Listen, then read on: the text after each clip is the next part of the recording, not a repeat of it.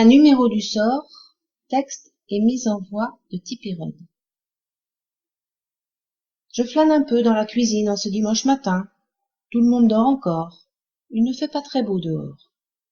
J'ouvre quand même la fenêtre et je bâille aux corneilles.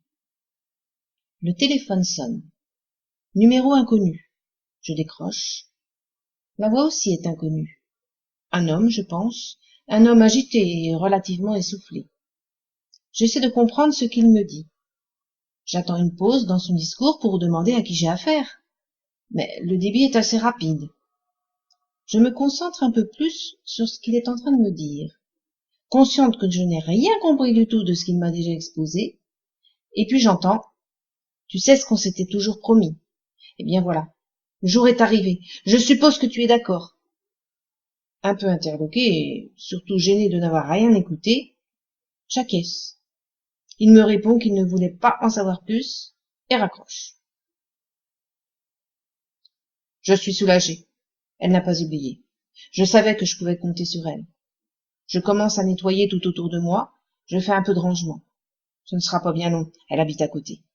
Elle sait exactement ce qu'elle a à faire. Elle va arriver et me rassurer comme d'habitude. Et surtout, elle va réfléchir. Elle aura la solution. Je n'y pensais plus. J'avais dit cela au cas où, et au cas où. C'est maintenant. Je ne sais pas quoi faire. Cela avait l'air important. Cette personne avait l'air angoissée. Il me semble qu'elle me demandait de l'aide.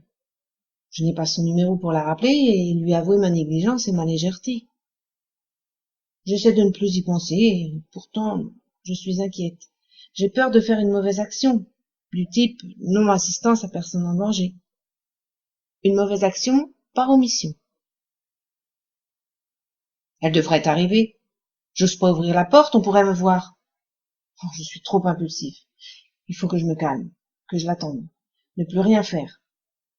Je m'assois dans le fauteuil, je tourne le dos, je ne bouge plus, je ne pense plus. J'appelle les pompiers.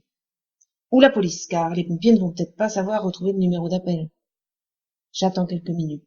On me demande mes coordonnées, j'explique penaud de mon manque de sérieux dans cette affaire et mon inquiétude pour cette personne certainement en situation critique. Ils me disent prendre la situation en main, qu'ils me tiendront au courant, et que de toute façon, je devrais faire une déposition lundi matin.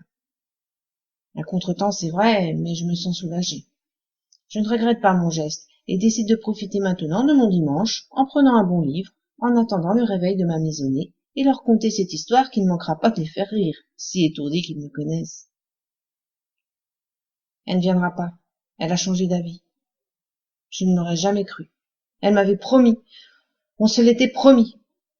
Je ne sais pas quoi faire. M'enfuir? Je vais m'enfuir. Je laisse tout comme cela et j'essaie de partir tout de suite. Maintenant, un sac, des papiers, de l'argent.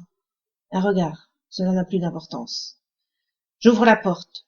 Surprise! Les gendarmes! Elle n'a pas fait ça quand même! Ils me posent des questions sur moi, sur mon état de santé, sur mon appel. Ils me parlent de quelqu'un dont je n'ai jamais entendu parler. Ils veulent entrer pour discuter un peu, comme ils disent. Je ne fais que répéter. Elle m'avait promis, elle m'avait promis. Enfin, ils me demandent ce qu'elle m'avait promis. Et lentement, très calmement, je murmure, comme pour moi-même.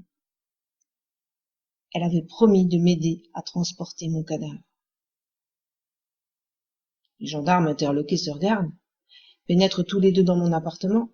Ils restent stupéfaits de voir mon amie gisante. Ils comprennent qu'ils sont sur une scène, sinon de crime, de violence conjugale. Ils passent leur appel à leur tour. Et d'un coup, l'un d'eux, après avoir tâté le cou de ma compagne, s'exclame « Elle est vivante !» Voici comment, sur un malentendu, cette jeune femme fut sauvée ce jour-là d'une vilaine dispute qui avait mal tourné. Depuis, elle coule des jours heureux, regrette seulement que par respect de l'anonymat, elle n'ait jamais pu remercier son mauvais numéro.